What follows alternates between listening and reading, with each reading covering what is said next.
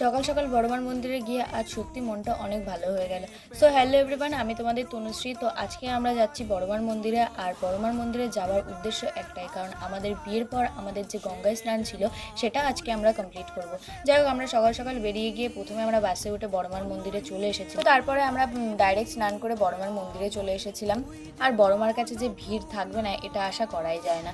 যাই হোক, এই যে আমরা দেখো দেখতে দেখতে বড়মার কাছে চলে এসেছি। আর সত্যি বলতে বড়মাকে দেখে অনেকটাই শান্ত মনে হচ্ছিল, আর এতদিনের সব ক্লান্তি মনে হচ্ছে দূর হয়ে গেল।